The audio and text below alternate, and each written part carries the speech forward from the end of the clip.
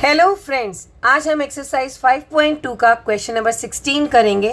Question number 16, determine the AP whose third term is 16। आपको AP series यहाँ पे generate करनी है जिसका थर्ड टर्म तो 16 है, दैट मीन्स A3 16 है, ये हमें गिवन है। And the seventh term exceed the fifth term by 12। अब सेवेंथ टर्म बड़ी है किससे? फिफ्थ टर्म से। कितनी बड़ी है? बाय 12। तो छोटा फिफ्थ टर्म है तो उसी में हम 12 को ऐड कर देंगे तभी वो सेवन्थ टर्म की इक्वल हो जाएगी। तो हम इसको इस तरह से लिख सकते हैं।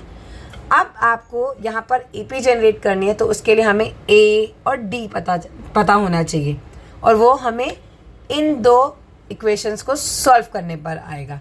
तो सबसे पहले A3 को हम क्या लिख सकते हैं? A plus 2D general form से देखा जाए तो, क्योंकि A प्लस n-1D होता है और n क्या होगा? 3 - 1 2 is equals to 16। Second equation क्या बनेगी? A सेवन्थ का मतलब है हमारे पास A प्लस 60 और A5 का होगा A प्लस 4D, क्योंकि यहाँ जो टर्म होती है वो इससे एक कम होती है, ठीक है, प्लस 12। अब आप इसको सॉल्व करो तो सॉल्व करने पर क्या होगा? A से A कैंसिल हो गया, यहाँ आएगा 0 ही हो जाएगा। 6D और यहाँ 4D है तो ये 6D माइनस 4D हो जाएगा, यहाँ आके माइनस का हो गया, इज इक्वल्स टू 12। तो 6 - 4 is 2, 2D is equals to 12। तो D की वैल्यू आई 12/2। इसे कैंसिल करने पे 2 6 आ गया तो D तो हमारे पास आ गया 6 यहाँ से। अब इस D की वैल्यू हम यहाँ पर पुट करेंगे और हमारे पास A की वैल्यू आ जाएगी।